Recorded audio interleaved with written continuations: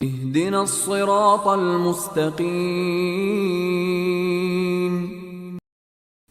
الحمد للہ رب العالمین والصلاة والسلام علی سید الانبیاء والمرسلین وعلی آلہ واصحابہ اجمعین، اما بعد، اعوذ باللہ من الشیطان الرجیم، بسم اللہ الرحمن الرحیم، رب اشرح لی صدری ویسر لی امری واحلل عقدۃ من لسانی یفقہوا قولی رب زدنی علما، اما بعد۔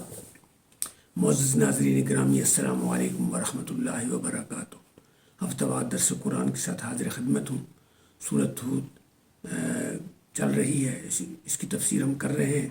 مختلف انبیاء کے واقعات ہیں۔ پچھلا واقعہ حضرت شعیب علیہ السلام کی قوم کا تھا، جو ناپ تول اور تجارتی امور میں انتہائی کرپٹ تھے، بد اخلاق تھے، بے ایمان تھے، ناپ تول میں کمی کرتے تھے، اور اس وجہ سے ان پر عذاب ہوا۔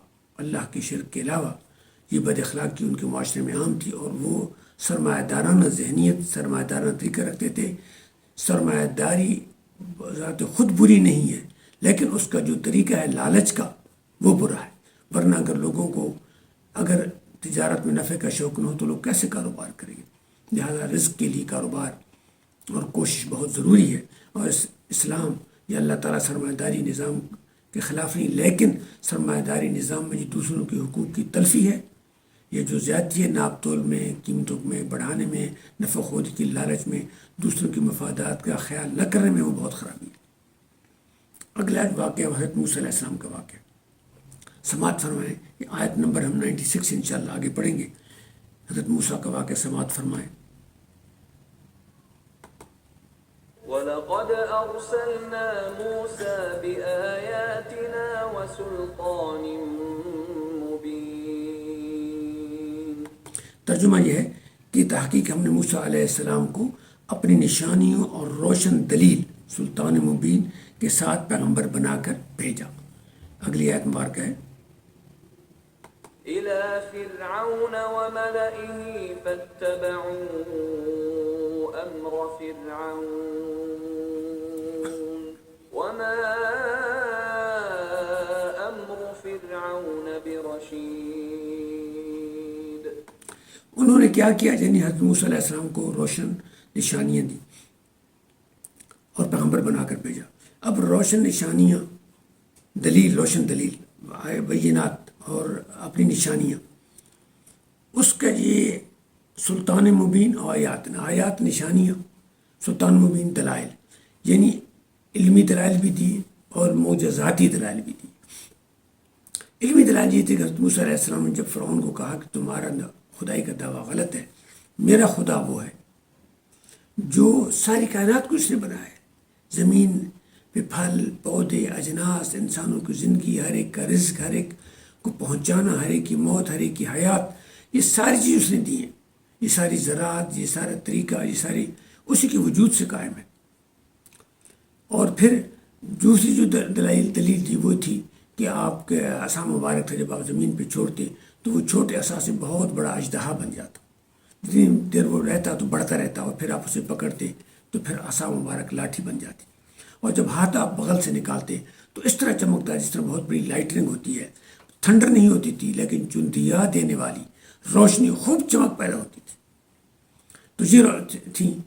لیکن اب کیا ہوا؟ حضرت موسیٰ علیہ السلام بنی اسرائیل سے تھے، فرعون کے گھر میں نام و ناز سے پلے تھے، اور پھر جب انہوں نے ایک بنی اسرائیل کی مدد کی اور غیر ارادی طور پر ان کے گھونسے سے ایک مر گیا، اور فرعون اور اس کی قوم نے ان کو موت کی سزا دینا چاہی، تو لوگوں نے ان کے اچھے اخلاق کی بنا پر ان کو اطلاع دی تھی، اور وہ وہاں سے بھاگ کر چلے گئے اور حضرت شعیب کے ہاں ٹھہرے۔ حضرت شعیب کے ہاں وہ 10-12 سال رہے، پھر ان کی ایک بیٹی کے ساتھ ان کا نکاح ہو گیا، پھر اس کو ساتھ واپس لا کر اس کے ساتھ واپس اپنے والدین کو ملنے کے لیے مصر کی طرف آ رہے تھے، تو راستے میں انہیں سینا کے مقام پر نبوت عطا ہوئی، اور پھر یہ حکم ہوا کہ آپ جائیں، اور آپ کو یہ نشانیاں دی گئیں، اور پھر آپ جب وہاں پہنچے تو آپ نے بنی اسرائیل میں سے تھے، ان کو بھی پتہ تھا، اور اس کے باوجود بنی اسرائیل اور قبطی دونوں نے آپ کی باتوں کو نہیں مانا، بلکہ اس کے مقابلے میں انہوں نے کیا کیا کہ انہوں نے فتبعوا امر فرعون، انہوں نے فرعون کے احکام کو مانا۔ کے سرداروں کے احکام کو مانا. یہ اللہ نے آپ کو فرعون اور اس کے سرداروں کی طرف بھیجا. کیوں؟ کہ سرکشی کا ذریعہ، سرکشی کا سب سے بڑا سبب اور اس کی سب سے بڑی سپورٹ اور اس کا مرکز فرعون کی ذات اور اس کے سردار حواری تھے، جو اپنے مفادات کی خاطر فرعون کو سپورٹ کر رہے تھے، کیونکہ فرعون کی قوت سلطنت میں ان کو سارے آرام اور آسائش میسر تھی اور ان کی بھی ایک قسم کی حکمرانی تھی. تو لوگوں نے بجاہت موسیٰ میں جو اس کے اندر آپ کا حکم یہ تھا کہ بنی اسرائیل کو غلامی سے آزاد کیا جائے، انسانی آزادی کا حکم تھا، انسانی مساوات کا حکم تھا، لیکن لوگوں نے انسانی بلکہ ان غلاموں نے بھی جو بنی اسرائیل تھے انہوں نے بھی فرعون کے حکم کو مانا. کیوں؟ خوف کی وجہ سے. اس آیت میں ہمیں یہ پتہ چلتا ہے کہ انسان کا جو سامنے خوف ہوتا ہے نا، بظاہر خوف، اس سے وہ زیادہ متاثر ہوتا ہے نفسیاتی طور پر.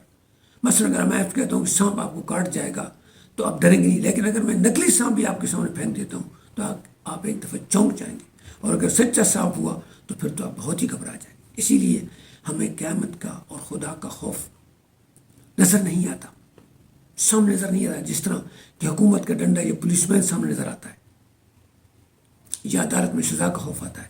اس لیے حضرت عثمان رضی اللہ تعالیٰ عنہ کا قول ہے کہ ما یضع السلطان لا یضع القرآن، کہ جو سلطان کے کہنے سے رکاوٹ ڈالی جاتی ہے وہ قرآن مجید کے احکام سے رکاوٹ نہیں آتی. کیوں؟ آج قرآن مجید موجود ہے ہمارے پاس، لیکن ہم نہیں رکتے. کیوں؟ کہ ہمارے پاس انفورسمنٹ نہیں ہے. حضور اکرم صلی اللہ علیہ وسلم نے جب مدینہ شریف میں انفورسمنٹ کی، حضرت ابوبکر نے کی، حضرت عمر نے کی، حضرت عثمان نے کی، حضرت علی نے کی، تو معاشرہ یعنی اس تمام طریقے سے اسلامی ہو گیا. آج بھی اگر کہیں اسلامی انفورسمنٹ ہے تو وہاں کے حالات اور ہیں، جرائم کا طریقہ اور ہے. مغرب میں بھی جرائم کم کیوں ہیں؟ کہ وہاں انفورسمنٹ ہے. تو جو سلطان کی قوت ہے اس سے مراد اسٹیٹ کی انفورسمنٹ ہے. تو وہ لوگ یعنی یہ نفسیات ذکر کیا گیا ہے کہ جو سامنے خوف ہے اس سے لوگ زیادہ گھبراتے ہیں اور دوربینی حکمت نہیں کرتے ہیں. یہ عمومی انسانی نفسیات ہے. 70 سے 80% لوگ اس کے مطابق چلتے ہیں. 20% لوگ ایسے ہیں جو غور و فکر کرتے ہیں، لانگ ٹرم سوچتے ہیں، اور اس کی بنا پر وہ فیصلے کرتے ہیں، اور اس کی بنا پر وہ اگر چیز سامنے نہ بھی ہو تب بھی احتیاط کرتے ہیں، غور کرتے ہیں. اس میں انسان کی سمجھ اور اس کی تربیت کا بہت بڑا دخل ہے. اگلی آیت سماعت فرمائیں جس میں فرعون کے انجام کا ذکر ہے. يقدم قومه يوم القيامة فأوردهم النار وبئس الورد المورود. فرعون چونکہ سرکشی کا مرکز تھا، اس کے عمرہ سرکشی کے مرکز تھے، خدائی کا دعویٰ کرتا تھا، انسانیت پر ظلم کر رہا تھا، طبقاتیت اس نے پیدا کر دی تھی. یعنی بنی اسرائیل اسی طرح انسان تھے لیکن ان کو غلام بنایا جاتا تھا، ان سے ہر قسم کی لیبر لی جاتی تھی. بدقسمتی سے آج ہمارے ہاں بھی یہ طبقاتیت ہے پاکستان میں، ہندو کے اثر کی وجہ سے. کیونکہ ہندو میں تو یہ ایک مذہب کا ایسا ہے کہ برہمن مقدس ہے اور شودر جو ہے وہ انٹچیبل ہے. اسلام میں یہ بات نہیں ہے. تمام بنی آدم حضرت آدم کی اولاد ہے. حضور نے فرمایا حجت الوداع پہ کہ تمام انسان بنی آدم، کسی کو کوئی رنگ، نسل، زبان پر کوئی فخر نہیں، ایون مذہب پر بھی کوئی فخر نہیں. ہاں مذہب پہ اس وقت آپ کو فوقیت ہے جب آپ کا کردار حضور اکرم صلی اللہ علیہ وسلم کے مطابق ہے. اگر کردار مطابق نہیں ہے تو آپ منافق ہیں اور آپ کی درک الاسفل ہے قرآن مجید کے احکام کے مطابق. یعنی جو بدترین مقام ہے دوزخ کا وہ لوگ مسلمانوں کے لیے جو منافق ہیں. اور منافق وہ ہیں جو دعویٰ کرتے ہیں اسلام کا لیکن اسلام پر عمل نہیں کرتے ہیں. ان کے معاملات، ان کے کردار مسلمانوں کی طرح نہیں ہے. اگرچہ نماز ان کی مسلمانوں کی طرح ہے، شکل ان کی مسلمانوں کی طرح ہے، کلمہ پڑھنا اور باتیں کرنا مسلمانوں کی طرح ہے. یہ حضور اکرم صلی اللہ علیہ وسلم کے زمانے میں بھی تھے اور آج تو بہت زیادہ ہے. وہ مقدس ترین اور بہترین خیر القرون تھا. اگر وہاں تھے تو آج بھی بہت زیادہ ہے. تو چونکہ وہ قیادت کر رہا تھا اس لیے وہ قیامت کے دن بھی یقدم قومہ یعنی ان کی قیادت کرے گا. یعنی قیامت کے دن لوگ دیکھیں گے کہ فرعون کا چہرہ کالا سیاہ ہوگا، خوف سے اس کی حالت بری ہوگی. آج فرعون جس کو ہم طاقت کا مرکز اور فرعونیت ایک ضرب المثال بن گئی ہے، وہ اس دن خوف سے پریشان ہوگا اور سارے اس کے پیچھے چلنے والے بھی خوف سے پریشان ہوں گے. کہ جب کہ ان کا جو بڑا بادشاہ اور لیڈر اتنا خوف والا ہے کیونکہ ان کے دماغوں میں تو فرعون کی وہی تصور تھا، لیکن قیامت کے دن اس کی حالت قابل دید نہیں ہوگی اور وہ اسی حالت میں اللہ تعالیٰ اس کو کیا کریں گے؟ پھینک دیں گے دوزخ میں، اور وہ بے بدترین ٹھکانہ ہے۔ اور پھر اگلی آیت مبارکہ میں ہے، سماعت فرمائیں، وَأُتْبِعُوا فِي هَذِهِ لَعْنَةً وَيَوْمَ الْقِيَامَةِ بِئْسَ الرِّفْدُ الْمَرْفُودُ۔ اور ہے کہ بھئی اور اس دنیا میں بھی لعنت ان کے پیچھے لگا دی گئی، اور قیامت کے دن بھی یہ ان کو یہی لعنت، یہی خوف، یہی سزا ملے گی۔ دنیا میں بھی یہی ہوا کہ فرعون بالآخر مر گیا، اس کی لاش پڑی رہ گئی، لوگوں نے اس کو لاش کو ہاتھ نہیں لگایا، وہ ایک یعنی درس عبرت بن گیا، اور قیامت کے دن بھی اس کا یہی حال ہوگا۔ کیوں؟ یہ اس کے اعمال کا صلہ ہے، اس کے اعمال کی سزا ہے۔ ہمیں بتایا جا رہا ہے کہ اگر ہم ایسا کریں گے تو ہمارا انجام بھی ایسا ہوگا۔ اگلی آیت مبارکہ ہے، ذَلِكَ مِنْ أَنْبَاءِ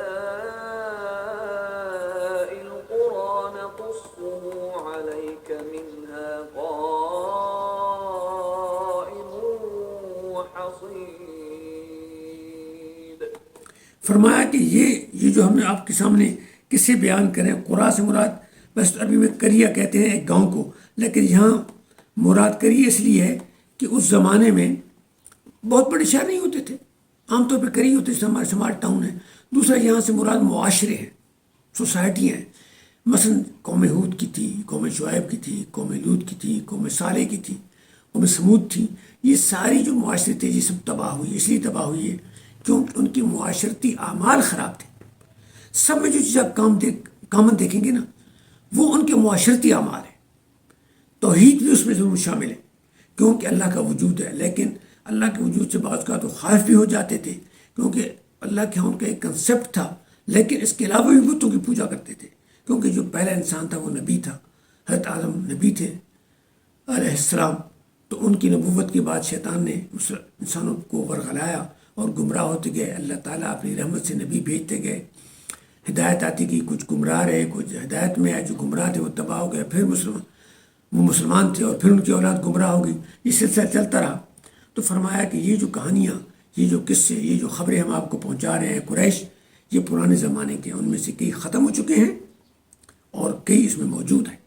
یعنی جو مثلا یہود اس میں موجود تھے، عیسائی موجود تھے، باقی زمینیں موجود تھیں، ان کے کھنڈرات موجود تھے، لیکن انسانوں کے وجود اور ان کی تاریخ ختم ہو چکی تھی، ان کی تباہی ظاہر تھی، اور وہ قصے اور واقعات انسانوں کی تاریخ میں، انسانوں کی زبانی موجود تھے۔ تو یہ اس لیے ہے کہ آپ کو قریش کو ہے کہ بھئی تم آگاہ ہو جاؤ کہ یہ اللہ کا کلام ہے، یعنی جو نبی صلی اللہ علیہ وسلم آپ کو بتا رہے ہیں یہ اللہ کا کلام ہے، یہ سچا کلام ہے، یہ اخبار سچے، کیونکہ نبی صلی اللہ علیہ وسلم کوئی پڑھے لکھے نہیں تھے، نبی امی تھے، آپ نے کوئی تاریخ نہیں پڑھی تھی، آپ کا کوئی استاد نہیں تھا، آپ نے کوئی چیزیں لوگوں کو بتائیں پڑھی نہیں تھی، بلکہ آپ نے یہ اللہ تعالیٰ کا جو علم تھا، جو وحی تھی، اسی کے ذریعے آپ لوگوں کو بتاتے تھے، اور وہی سب لوگوں کے لیے تھا۔ تو اسی بات کا حکم دیا گیا کہ آپ قرآن مجید پہ عمل کریں اور اس کو یقین کریں۔ اگلی آیت مبارکہ بڑی اہم ہے، اس میں انسانوں کے کردار اور اس کا انجام کے بارے میں بتایا گیا ہے۔ وَمَا ظَلَمْنَاهُمْ وَلَكِنْ ظَلَمُوا أَنفُسَهُمْ فَمَا أَغْنَتْ عَنْهُمْ آلِهَتُهُمُ الَّتِي يَدْعُونَ مِن دُونِ اللَّهِ مِن شَيْءٍ لَّمَّا جَاءَ أَمْرُ رَبِّكَ وَمَا زَادُوهُمْ غَيْرَ تَتْبِيبٍ۔ بہت اہم آیت مبارکہ ہے، وَمَا ظَلَمْنَاهُمْ، یعنی یہ جو پیچھے تاریخی قصے آئے ہیں، کتنی قوموں کے قصے آ چکے ہیں، وہ یہ سارے ان کا انجام موت، تباہی، ہلاکت ہوا۔ کیوں ہوا؟ وَمَا ظَلَمْنَاهُمْ، اس پہ اللہ تعالیٰ کا ظلم شامل نہیں تھا، وَلَكِنْ ظَلَمُوا أَنفُسَهُمْ، انہوں نے اپنی جانوں پہ خود ظلم کیا۔ کیوں ظلم کیا؟ انہوں نے انسانوں کے معاشرے میں ظلم کے، زیادتی کے، فساد کے، بدامنی کے، ناانصافی کے سبب بن گئے، بلکہ ایک بہت بڑا ثبوت بن گئے اللہ کے احکام سے۔ اللہ کے احکام سارے انسانوں کی فائدے کے لیے، کوئی اللہ کا حکم اللہ کی ذات یا نبی کی ذات کے لیے نہیں ہے، اس معاشرے کے لیے۔ جو ہم اللہ کی عبادت کرتے ہیں وہ اس بات کے ہے کہ وہ اس کی قوت کی قدر عظیم ہے، نہ ہمارا پیدا ہونے پہ اختیار، نہ ہمارا مرنے پہ اختیار، نہ ہماری بیماری پہ اختیار، نہ ہمارا صحت پہ اختیار۔ ہم ساری کوشش کرتے رہتے ہیں، ناکام بھی ہوتے ہیں، کامیاب بھی ہوتے ہیں، بالآخر ہم مر جاتے ہیں۔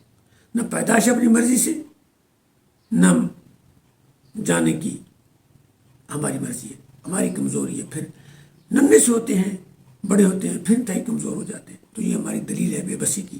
اور وہ جو پیدا کرنے والا ہے وہ ہم بھی پیدا کرنے والا ہے، اور ساری کائنات کو پیدا کرنے والا ہے۔ پھر اس نے ہمیں عقل دے کے امتیاز دیا ہے، اپنا خلیفہ بنایا ہے، تو پھر ہمارا حق ہے کہ ہم اس کی عبادت کریں۔ اللہ کہیں یا کوئی اور قوت کہیں، ہمیں اس کو ماننا تو پڑے گا، اور اس کے مقابلے میں کسی اور کو ماننا نہیں پڑے گا۔ تو یہ اس کا بھی حق ہے، اور پھر دوسرے انسانوں کا بھی حق ہے۔ لیکن جب دوسرے انسانوں پہ ظلم ہوا، تکلیف دی گئی، معاشرے کو تقسیم کر دیا گیا، یہ تجارتی خرابی ہو یا لواطت ہو یا چوری ڈاکہ ہو یا ظلم ہو یا طبقاتیت ہو، یہ سارے ظلم ہیں معاشرے میں، معاشرے کو فساد سے بھر دینے والے۔